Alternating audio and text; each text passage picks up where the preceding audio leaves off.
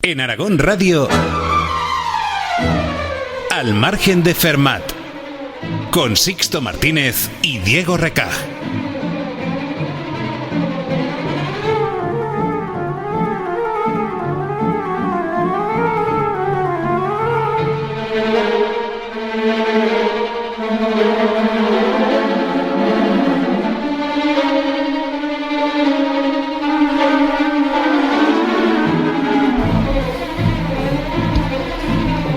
Desde los albores de la humanidad, los fenómenos astronómicos han despertado la fascinación de prácticamente todas las civilizaciones. En la griega, por ejemplo, el cielo se veía como la morada de los dioses, donde se plasmaban algunas de esas historias míticas, como la constelación Tauro, donde se habla de ese mito de Tauro en el que Zeus se convirtió en un toro blanco para conquistar a Europa. Los católicos hablan de ese cielo, ese mundo al que se trasciende tras la muerte. Y los aztecas, por ejemplo, interpretaban los fenómenos astronómicos como manifestaciones de los dioses, como su ira o su benevolencia. Todas estas convicciones, lo malo es que llegaron a lastrar mucho a la ciencia, porque, claro, esos avances que ocurrían en la ciencia, que permitían otras interpretaciones y algunos cambios, a veces entraban en conflicto con esas místicas asociadas a esos fenómenos que no podían ser cuestionadas. Vale. Yo creo que no hace falta que mencionemos esa conocida historia en la que ejecutaron a Copérnico por haber acertado en su modelo heliocéntrico, que, claro, contradecía que la creación de Dios, la Tierra, debía estar en el centro. A día de hoy es de agradecer que no nos dejemos llevar tanto por esos argumentos sin fundamento. Pero lo que no ha cambiado, creo yo, es esa fascinación que seguimos sintiendo por el cielo y por los fenómenos astronómicos. Todavía nos ilusiona ver una estrella fugaz o aún más, ver un eclipse, como ese que tanto estamos oyendo que tendrá lugar este próximo 12 de agosto. Sin embargo, aunque como ya decíamos, no nos dejamos llevar por las teorías místicas, tampoco sabemos del todo cómo funcionan realmente esos fenómenos. En particular, los eclipses solares. Todos tenemos más o menos una idea de qué hay detrás de un eclipse solar, ¿no? Está la Tierra, está el Sol y en medio se mete la Luna que tapa el Sol, pues esa es un poco la idea. Eso lo sabemos desde que vamos al cole, desde que somos pequeños. Ahora bien, ¿cómo podemos ser hoy en día capaces de saber cuándo va a ocurrir un eclipse? Y no hoy en día, que es que esto lo llevamos sabiendo hacer desde hace siglos. Sí. Y algo todavía más sorprendente, que es exactamente los lugares en los que se va a visualizar mejor el eclipse. Bueno, en este programa no pretendemos en absoluto restar misterio ni fastidiaros toda esa magia que tiene de alguna manera la astronomía. Lo que queremos es que sigáis admirando estos interesantísimos fenómenos, a la vez que os fascináis también con las matemáticas que hay detrás. Bienvenidos al programa donde os contamos todo lo que quedó por escribir. Bienvenidos al margen de Fermat.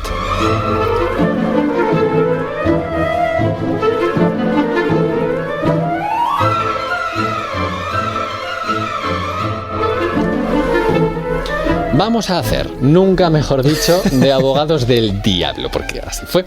Y es que, bueno, muchos miramos hoy hacia atrás y pensamos, ¿cómo podía estar la gente tan loca de pensar que el Sol giraba alrededor de la Tierra?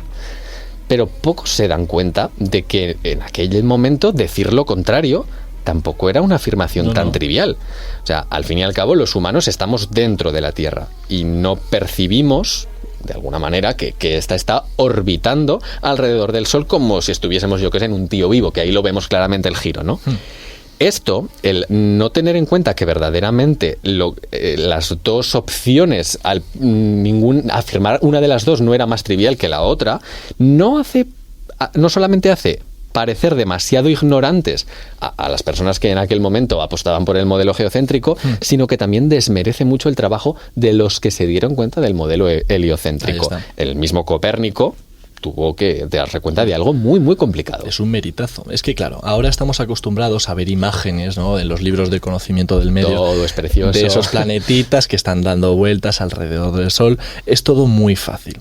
Pero, claro, pongámonos en su situación. Es que antes no había una forma de mirar desde afuera. No había un criterio para poder ver lo que verdaderamente estaba pasando. Esto es un problema muy interesante dentro de las matemáticas, dentro de la topología, del cual yo creo que ya mencionamos en algún episodio previamente, efectivamente, y es que no podemos ver los objetos de una cierta dimensión desde esa propia dimensión. No podemos ver los objetos bidimensionales desde un objeto bidimensional. Hay que salir al mundo en 3D para poder diferenciarlos, y un poco lo mismo pasa aquí, porque aquí estamos dentro de un objeto tridimensional y queremos saber cómo funciona ese propio objeto tridimensional.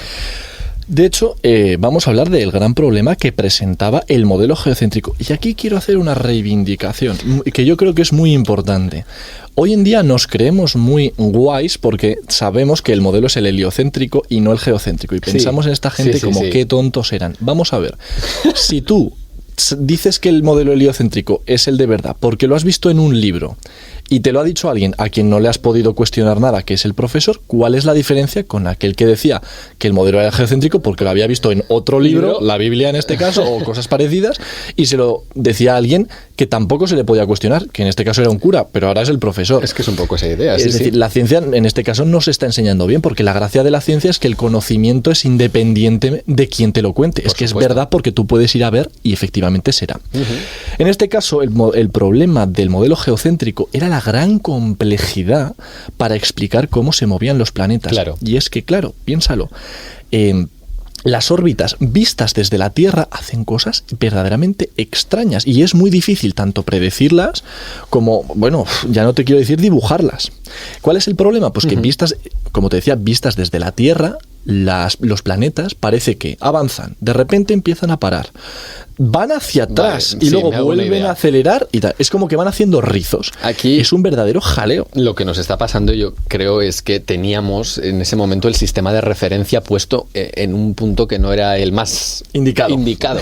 Sistema de referencia, ¿a qué me refiero con esto? Pues a dónde colocamos, digamos, el origen de todo, y a partir de ahí nos podemos mover hacia un lado o hacia el otro. Por poner un ejemplo muy sencillo, si yo te voy a lanzar una pelota y para mí el sistema de referencia, el origen soy yo lo que voy a ver es que la pelota se aleja de mí.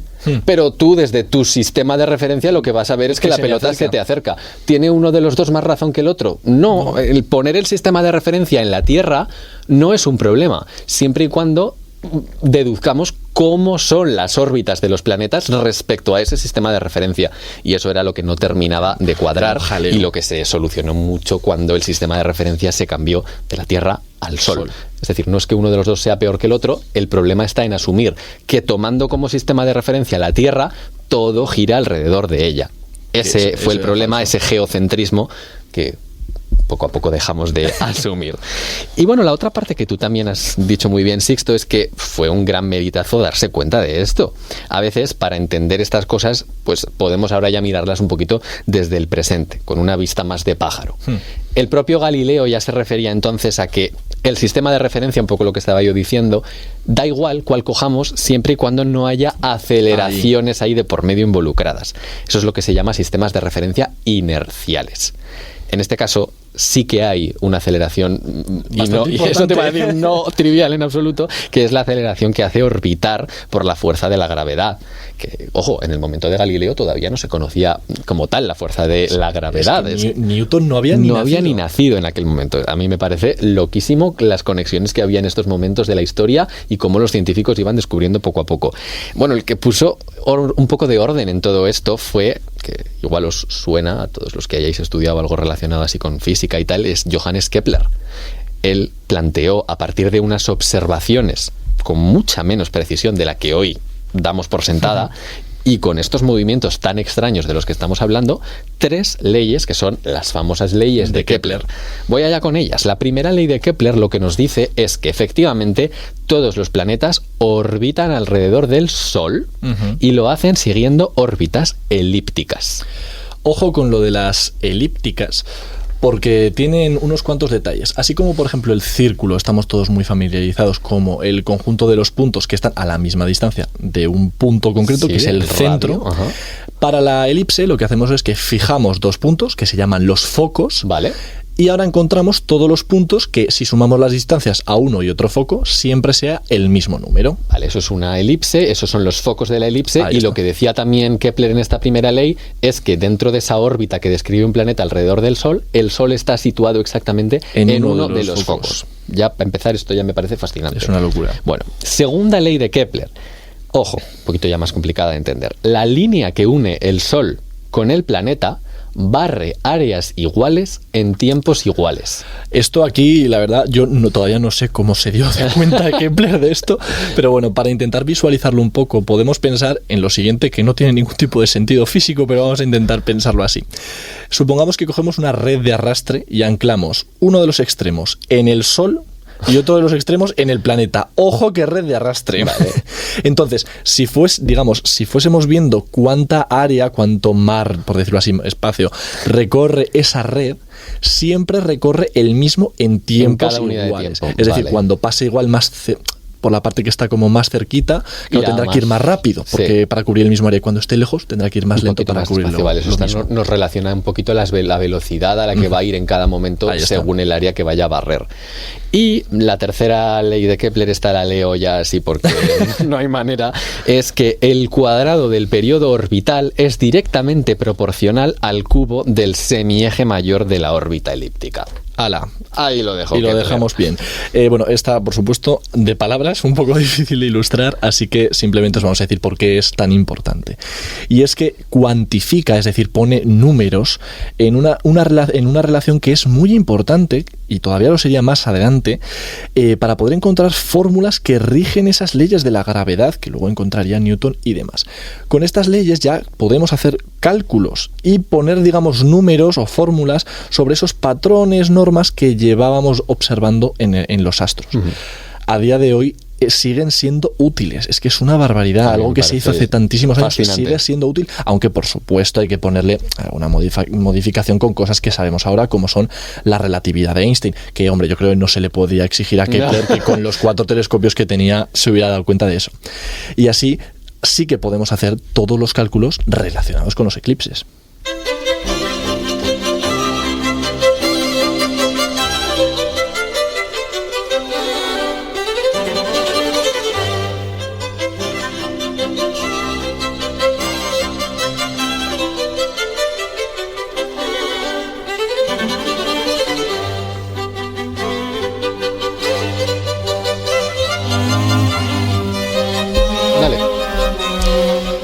Pues bueno, ya tenemos una idea de cuáles son esos fundamentos, muy a grandes rasgos, para calcular órbitas y cosas así. Pero ahora vamos un poco a lo concreto de este programa.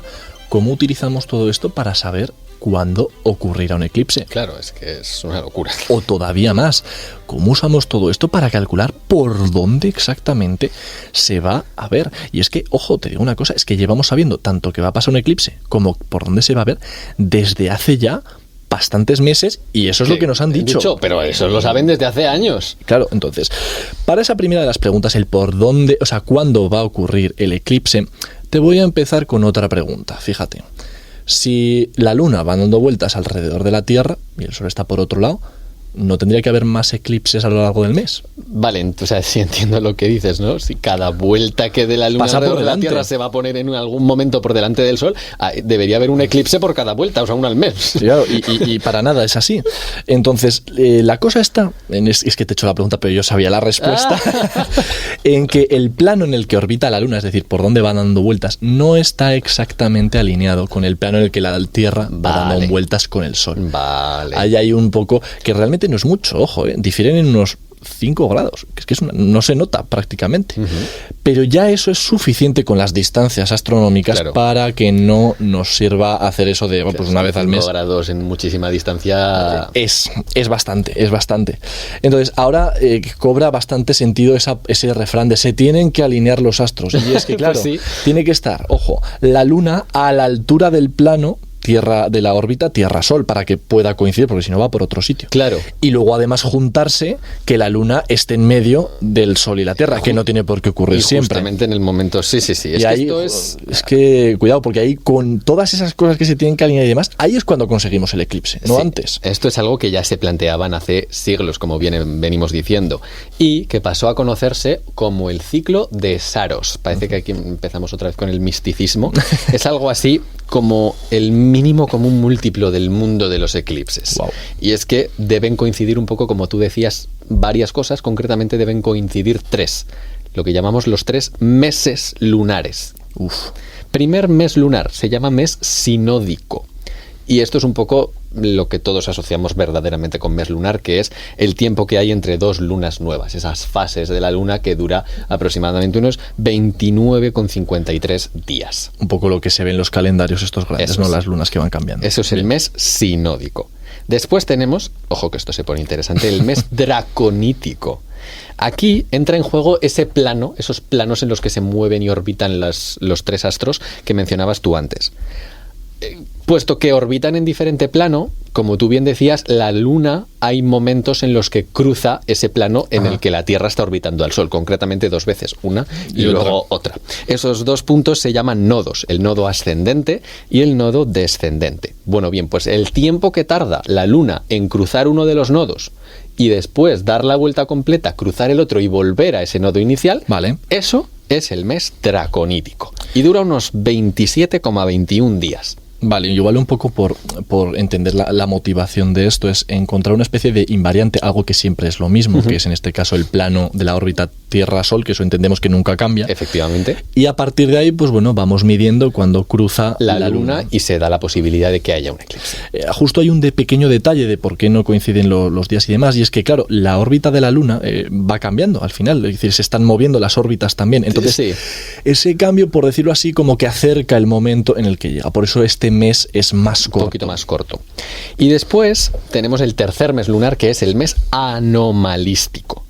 Nos fijamos, ojo ahora, en el perigeo. ¿Y qué es el perigeo? Hemos dicho que las órbitas elípticas, ¿vale? Siempre orbitan alrededor de uno de los focos de esa elipse. Por lo tanto, hay momentos en los que el astro que orbita está más cerca del astro que está en el centro, digamos, y en momentos en los que está más lejos. Claro. Pues el perigeo es justamente el punto más cercano. Más cercano, vale. Ojo, en este caso hablamos de la órbita de la Luna alrededor de la Tierra. Vale. Bueno, pues ahora, otra vez, el tiempo que tarda la Luna en volver desde una vez que cruza el perigeo, dar la vuelta completa y volver otra vez al perigeo, pues ese es el mes anomalístico. Y este dura unos 27,55 días. O sea, horas más que... Es poquito. Que el otro. Aquí de nuevo, ¿la motivación cuál es? Bueno, pues en vez de fijar un invariante, eso que nunca cambia, como es el plano de la órbita que decíamos antes, aquí lo que buscamos es un punto singular, un punto que es fácil de distinguir. Correcto. Que dices, vale, aquí es el momento más tal porque luego se aleja. Y de nuevo, pues intentamos medir cuándo se repite. Aquí...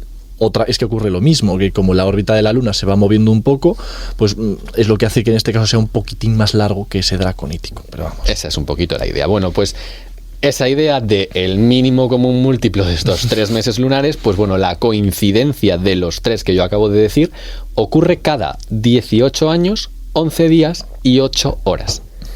Y aquí algo que a mí me parece muy interesante. Esas 8 horas de más, la Tierra gira. Sobre sí misma me refiero. Gira concretamente 1/3 de vuelta, porque 8 es 1/3 de las 24 horas que tiene un día. Y eso quiere decir que aunque el eclipse se repite siempre con la misma forma y con la misma duración, no se ve exactamente en los mismos puntos de la Tierra, porque la Tierra ya ha girado ese tercio respecto a su eje.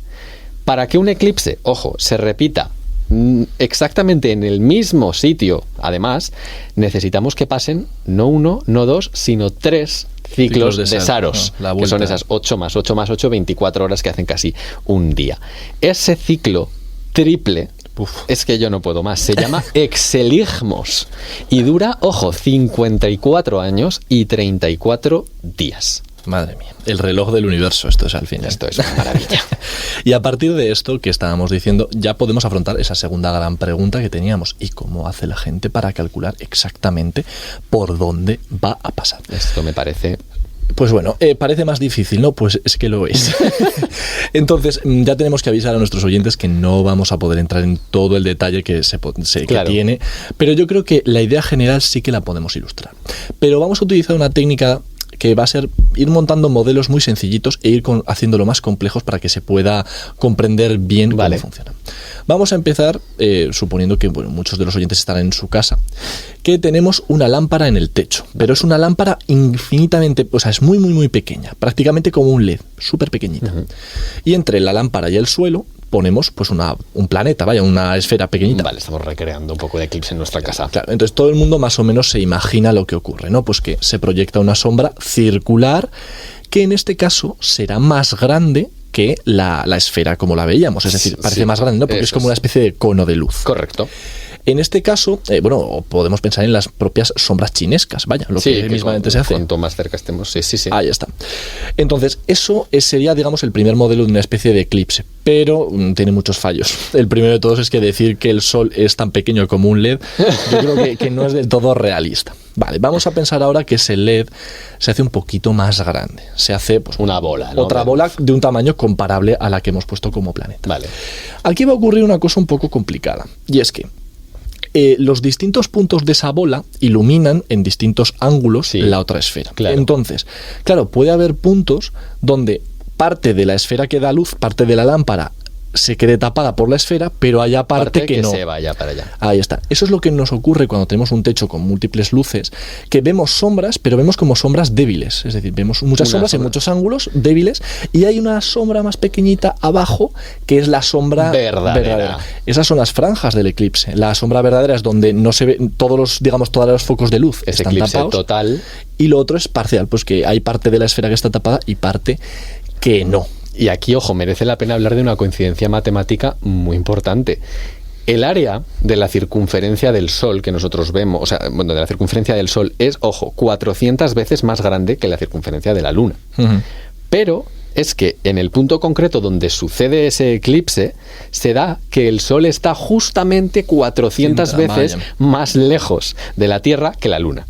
Y eso provoca que al superponerse parece que encajan perfectamente, dentro del cielo los vemos al mismo tamaño. Y eso es lo que hace que este eclipse sea total. Si la Luna fuese más pequeña o estuviese más lejos, más cerca del Sol de alguna manera, lo que tendríamos ahí no es un eclipse total, sino un eclipse parcial o anular, porque veríamos ese anillo del Sol por detrás de la Luna. De hecho, suceden también los eclipses anulares, claramente en otros puntos de la órbita, donde esas medidas, esos 400 veces, son distintas.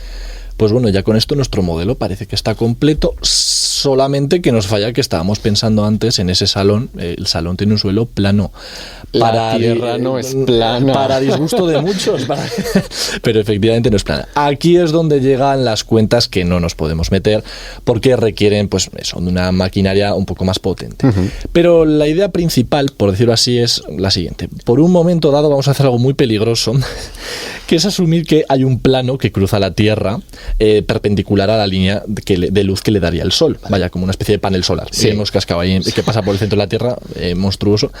Entonces, es sobre ese panel solar, todo lo que hemos dicho del salón y demás, aplica perfectamente, no hay ningún problema. Entonces, lo que hacemos es calcular sobre ese plano cuál es la región donde va a haber eclipse total, parcial y demás. A eso. Y luego viene el paso complicado, que es, con todos los ángulos que teníamos antes las distancias Sol, Luna, Sol, Tierra, los ángulos entre ellas, las distancias que hay, todo eso lo juntamos y proyectamos, por decirlo así, como en un, ¿cómo se dice en estos sitios? Los cines estos circulares que son esféricos. Pues hacemos lo mismo, como que cogemos ese resultado plano y lo llevamos a la esfera teniendo en cuenta unos detalles.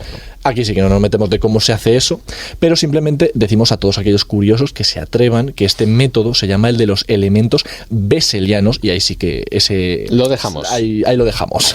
Sí que por último, por tener una nota actualizada, hoy en día tenemos mucho poder computacional y eso permite hacer grandes simulaciones que tienen en cuenta hasta la más pequeña influencia, como la gravedad de Júpiter o esa relatividad que comentabas tú antes. Eso es lo que nos permite hacer mediciones y predicciones súper precisas, pero al final los métodos clásicos, aunque quizás ya no sean aptos a nivel súper profesional, siguen demostrando una gran admiración por su potencia y su elegancia.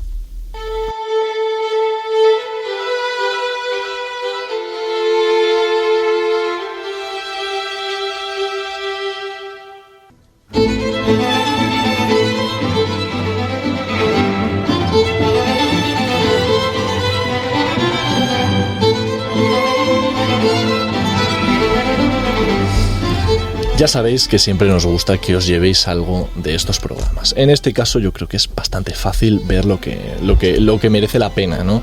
Lo primero, que valoréis como merecen las leyes astronómicas fundamentales, porque aunque a día de hoy ya nos parecen muy simples, fueron un gran hito. Y moldearon cómo entendemos el mundo y todavía nos siguen sirviendo. Por supuesto.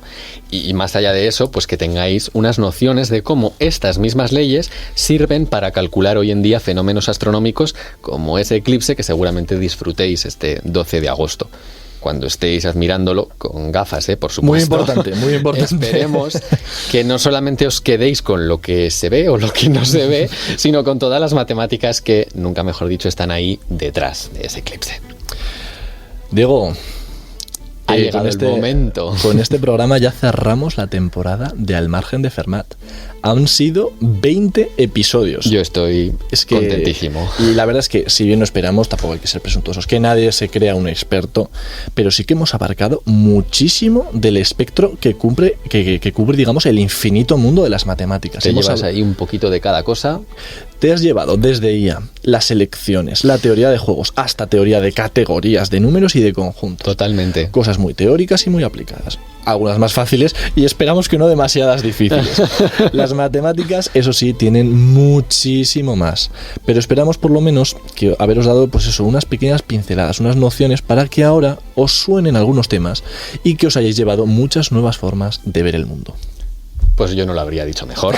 Y tenemos que agradecer, por supuesto, a todas aquellas personas que no solamente somos Sixto y yo, que hacen el trabajo que no se ve.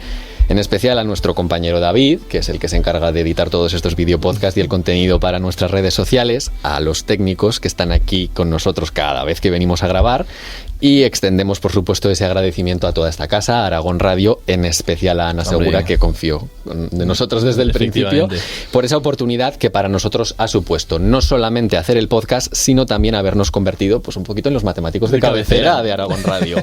Y sin duda dar gracias también a los oyentes que nos habéis seguido. Esperemos que hayáis disfrutado tanto como nosotros hemos disfrutado preparando y grabando estos 20 programas y os hayamos servido para conocer pues todo aquello que quedaba por escribir. Para nosotros siempre quedará hueco en este margen. En el margen de Fermat.